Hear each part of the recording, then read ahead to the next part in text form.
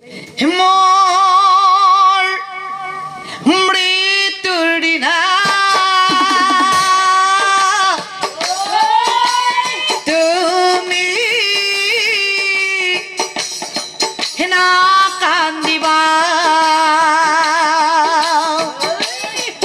বগা কাপোৰে কণানি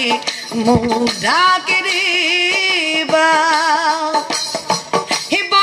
কাপোৰে কণানি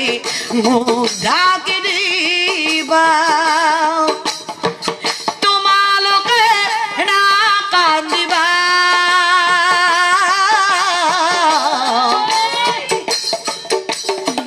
তোমালোকে না কান্দিবা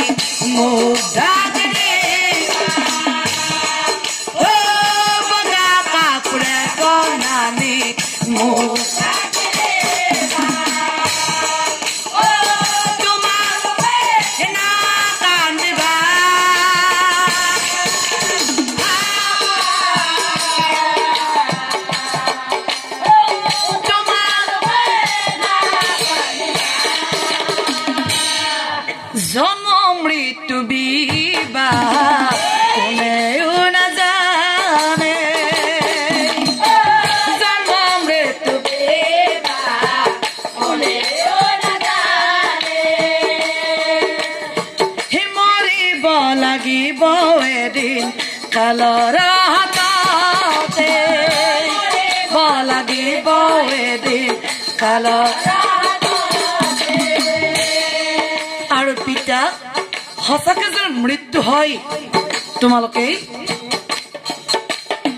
শ্মশানলৈ লৈ যাবা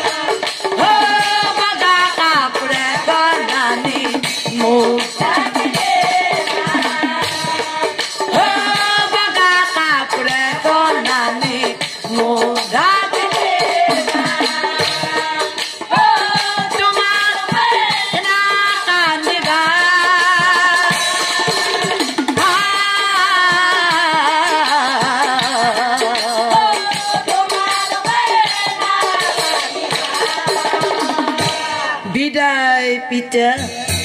বিদায় মা আৰু বিদায় লৈ ঘৰ বনত প্ৰৱেশ হৈ এক মনে মহাদেৱক হৈ এক মনে মহাদেৱক আৰু চাওকচোন হে মাৰ্কেণ্ডৰ স্তুতি এ মাৰ্কেণ্ডৰ স্তুতি শিৱই শুনিবা কপাইলা মাৰ্কেণ্ডৰ ওচৰত গৈ মাৰ্কেণ্ডৰ ওচৰত গৈ আৰু হেনকালে যম ৰজা হৈ উপস্থিত সাৱধান যম ৰজাক চাই শিৱই যম ৰজাক চাই শিৱই সাৱধান সাৱধান যম ৰজা মাৰ্কেণ্ডৰ জীৱ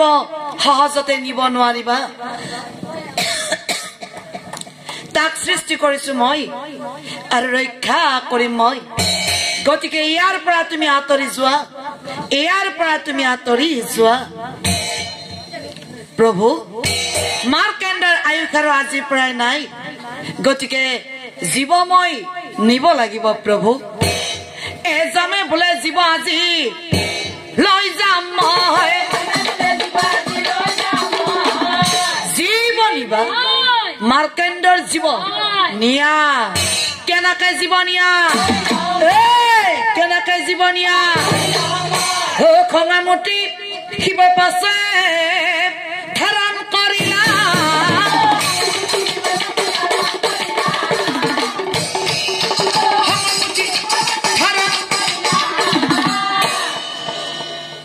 প্ৰভু হতাক দেখি যাম নাযায় হেতাক দেখি যাম নাযায় হে দেৱাদিদেৱ মহাদেৱ হে প্ৰভু মহেশ্বৰ হে ভোলানাথ হে ত্ৰিনয়ন হে দিগম্বৰ হে মহেশ্বৰ ক্ৰোধ তুমি সম্বৰণ কৰা প্ৰভু ক্ৰোধ তুমি সম্বৰণ কৰা যদি এই ক্ৰোধ থাকে পৃথিৱী ধ্বংস হৈ যাব প্ৰভু ক্ৰোধ তুমি সম্বৰণ কৰা আৰু চাওক তেতিয়া মহাদেৱে কি কৰিলে সেই হাতত যে আছিল ত্ৰিশূল পাত ত্ৰিশূলেৰে শিৱই নিজৰ অংগাত আঘাত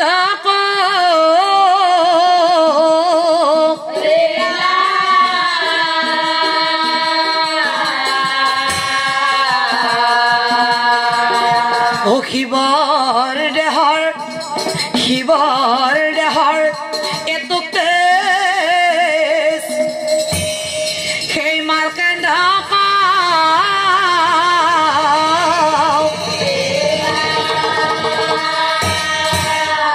আৰু শিৱৰ তেজ পাই মাৰ্কেণ্ড হৈ পুনৰ জীৱন শিৱক চাই জম যায়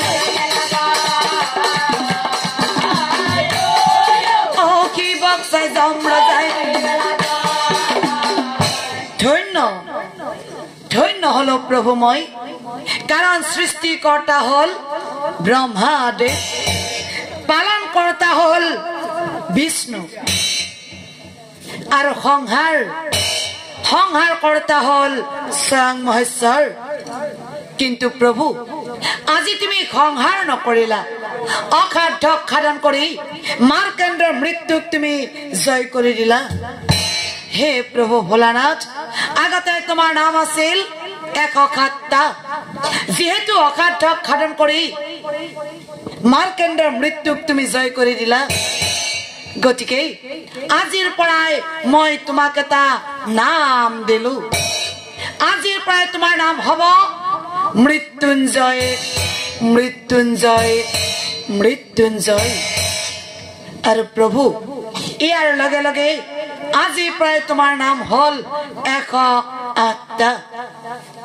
চাওক্ৰাইজ 108 মৃত্যুঞ্জয় সকলোৱে কয় কিন্তু ইয়াৰ অৰ্থ 108টা হল শিৱৰ নাম আৰু 108 নম্বৰ নামটো হল মৃত্যুঞ্জয় প্ৰভু ভোলানাথ তোমাক যদি কোনোবাই পূজা কৰে তোমাৰ নামত 108টা বেলপাত দিলে তোমাৰ পূজা সম্পূৰ্ণ হ'ব আৰু আজিৰ পৰা সকলোৱে তোমাক জানিব মৃত্যুঞ্জয় মৃত্যুঞ্জয় মৃত্যুঞ্জয়